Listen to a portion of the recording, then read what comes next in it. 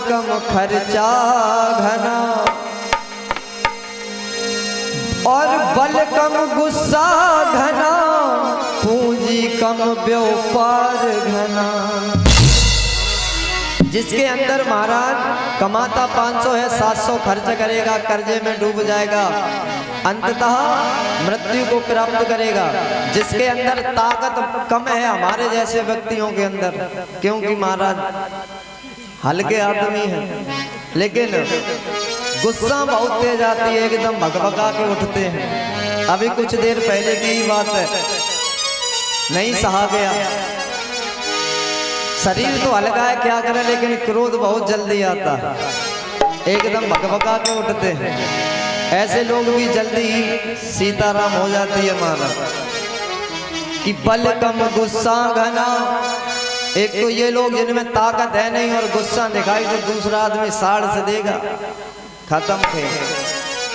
और पूंजी कम व्यापार घना, पैसा तो आपके पास कम है और व्यापार आपने खोल लिया महाराज करोड़ों रुपयों का उधार लेकर, नहीं चला, ठप हो गया तो डूब गए, मारे जाओगे। जो अपने पास है वो भी गंवा दोगे। इससे तो अच्छा महाराज यही है कि जितना उस परम पिता परमात्मा ने तुझे दिया है उसी में संतोष करना सीख जाओ। और जो संतोष करना सीख जाता है, क्यों संतोष भैया? जिसके अंदर संतोष नहीं है वो जीवन में कुछ नहीं कर सकता। बाबा ने भी रामायण में बताया कि बिन संतोष ना काम न साही। यदि हमारे अंदर संतोष नहीं है कि बिन संतोष ना काम न साही, और काम छुअत सुख सपने हुनाई, काम अछत सुख सपने हुनाई।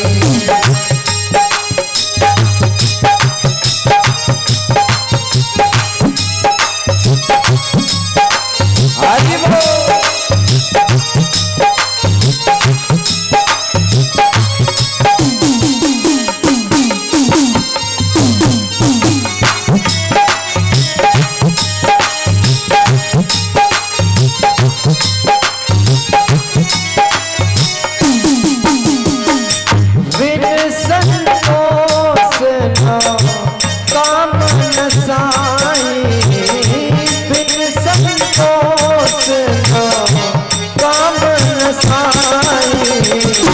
काम अछत सुख सपने हुनाई, काम अछत सुख सपने हुनाई, काम अछत सुख सपने हुनाई।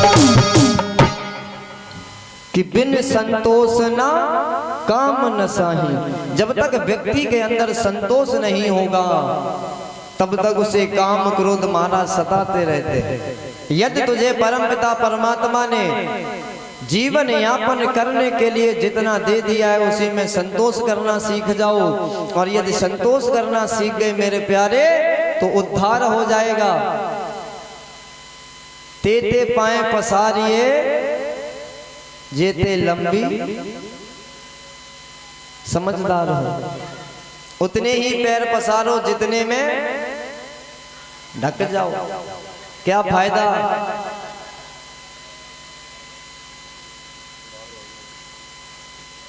पकड़े जाओ।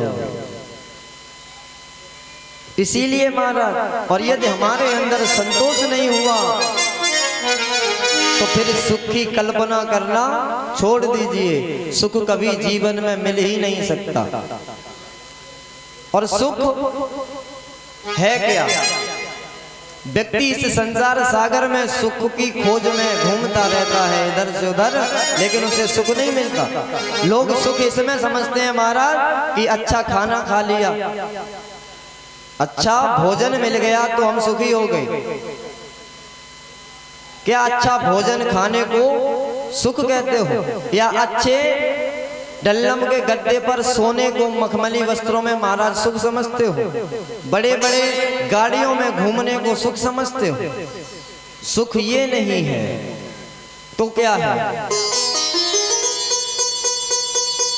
सुख तो केवल इस संसार सागर में उसे मिला है जिसने उस परम पिता परमात्मा का दरवाजा पकड़ लिया।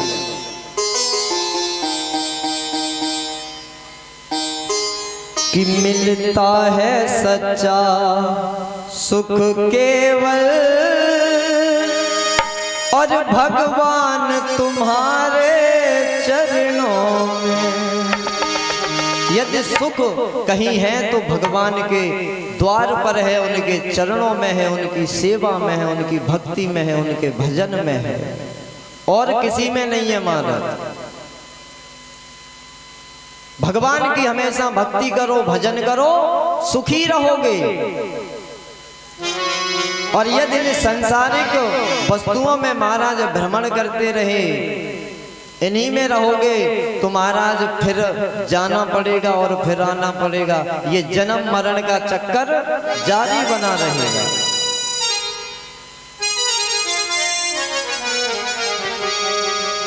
जब बुरे दिन होते हैं महाराज तो सभी साथ छोड़ देते हैं। एक कहावत है कि मरे हुए बैल का साथ तो महाराज किलनी भी छोड़ जाती है। जो जीवित जब बैल होता है तो उसमें कीड़े चिपक जाते हैं, देखा होगा हमारे भाइयों ने, जिन्हें अलग कर देते हैं पशुओं से। लेकिन जिस समय उसकी मृत्यु हो जाती है तो वो कीड़े भी साथ छोड़ जाते हैं।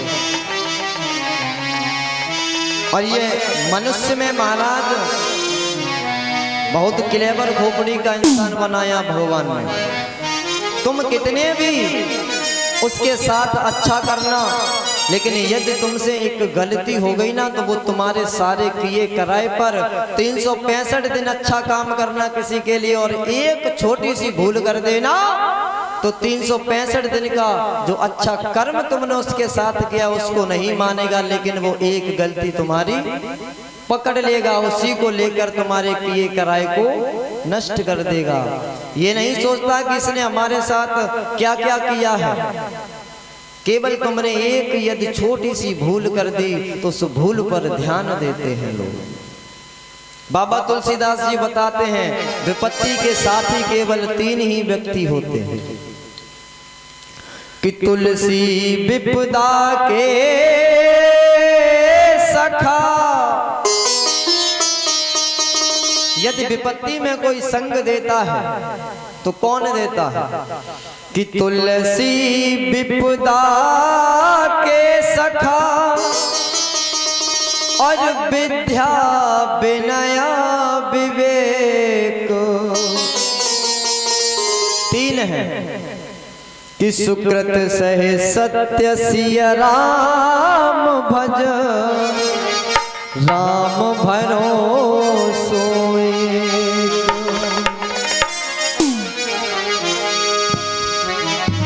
यदि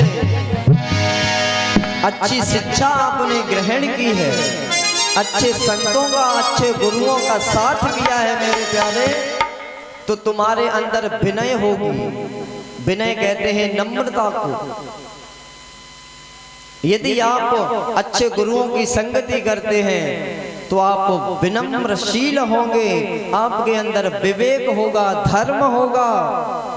और जब ये चीजें आपके अंदर आ जाएंगी मेरे प्यारे, तो सुकृत सहे सत्य सिया राम भरोसो एक। फिर किसी का सहारा मत तकिए, वो मेरे राम जी, वो मेरे कृष्ण, मेरा ठाकुर, मेरा गोविंद तेरा उद्धार करने के लिए तत्पर सदैव खड़ा होता है। केवल एक बार उसको सच्चे मन से पुकार करके तो देखो। यही आज सुदामा जी को महाराज विपत्तियों ने इतना घेरा है कि वो सुशीला मैया को बहुत समझाते हैं, लेकिन सुशीला मैया नहीं मानती। कहती हैं चले जाओ तो महाराज आज सुदामा जी जाने लगे। और जब जाने लगे, इधर भगवान तो सर्व अंतर्यामी है। भगवान ने जान लिया कि मेरे परम मित्र, मेरे परम सखा सुदामा आज मुझसे मिलने आ रहा है। जैसे ही सुदामा जी एक लकड़ी लेकर चले, अपने नगर को पार किया, पैदल पैदल आज सुदामा जी जा रहे हैं। जंगल में पहुंचे तो महाराज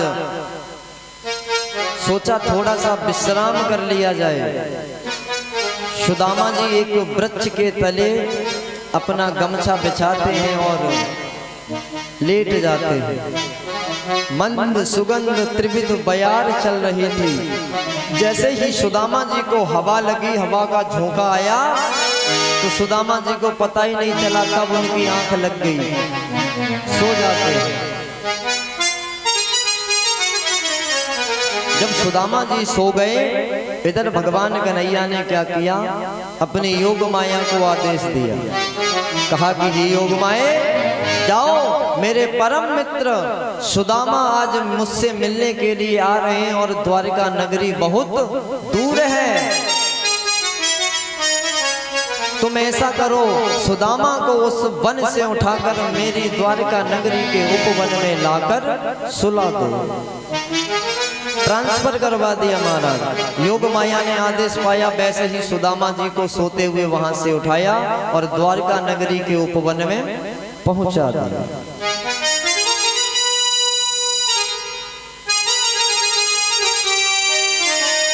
आज सुदामा जी महाराज निद्रा से जागते हैं और जब जागे, देखा कि चहल पहल हो रही है। तो पूछा, भैया द्वारिका के लिए जाना है, ये कौन सा नगर है, आप हमें बताएंगे? तो उस व्यक्ति ने कहा, द्वारिका 6। अब तो सुदामा जी चक्कर में। सुदामा जी बोले, द्वारिका 6? हमें तो यही पता था कि द्वारिका एक ही है। अब उन 6 द्वारिकाओं में हमारा कन्हैया कौन सी द्वारिका का राजा है पता नहीं। अब तो सुदामा जी चक्कर में। फिर पूछा, अरे भैया ये कौन सा नगर है? फिर उसने कहा कि द्वारिका 6। सुदामा जी चक्कर में पड़ गए। बोले, अब मैं अपने मित्र को कैसे ढूंढूंगा? अब तो महाराज सुदामा जी चक्कर। तो महाराज अपने यहाँ जिसे है बोलते हैं, गुजरात में उसे 6 बोलते हैं। 6 मिस है। तो एक अपने ही घर का व्यक्ति था, उसने बताया यही द्वारिका है। ये यहाँ के वासी हैं तो 6 बोलते हैं, 6 मिस है, यानी यही द्वारिका है। तो सुदामा जी को धीरज हुआ। बोले, मेरा यहाँ कृष्ण नाम का एक मित्र रहता है, राजा है, वो मेरा मित्र है, उसका घर कहाँ है? तो महाराज जितनी उस द्वारिका के अंदर प्रजा थी, उन सभी का घर किसी महल से कम नहीं था। अब तो सुदामा जी चक्कर में पड़ जाते हैं कि कौन से में जाऊं मैं। पूछते पूछते पहुंचे।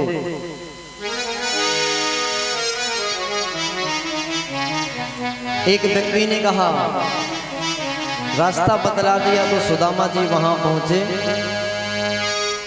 तो द्वारपाल मिले महाराज। उनसे कहा कि कृष्ण तक मेरी खबर पहुंचा दो, कि उनसे कह देना कि तुम्हारा मित्र मिलने आया है। अब तो वो हंसने लगे। बोले, कहाँ एक राजा और कहाँ एक तुम गरीब निर्धन ब्राह्मण, एक राजा और तुम्हारी मित्रता कैसे हो सकती है? हंसी बनाने लगे, ठिठोली करने लगे। अब तो सुदामा जी महाराज उदास हो जाते हैं। कहा, अरे भैया तुम एक बार अंदर जाके मेरे मित्र से कह के तो आओ, उनसे इतना कह देना कि तुम्हारा मित्र आया है, और नाम पूछे तो बता देना सुदामा नाम है। कहने लगे या तो मुझको पास बुला ले या तो मुझको वहीं पहुंचा दो, मैं तो ना मानूं किस दर पे, बुला लो बुला लो बुला लो बुला लो मेरे मोहन को तुम बुला लो, बुला दो बुला दो बुला दो बुला दो मेरे मोहन को तुम बुला दो, बुला दो बुला दो बुला दो बुला दो मेरे मोहन को तुम बुला दो, बुला दो।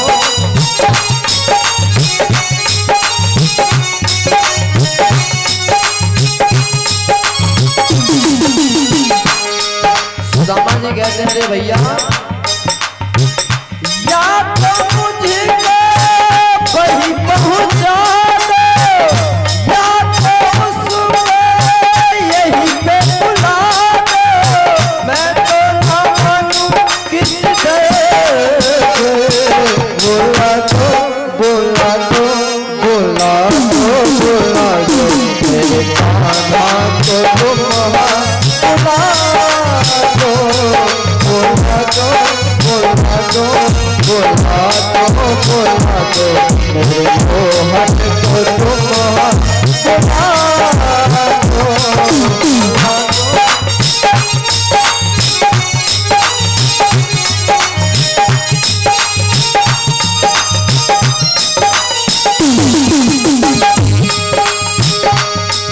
बुला दो बुला दो बुला दो बुला दो मेरे मोहन को तुम बुला दो, बुला दो।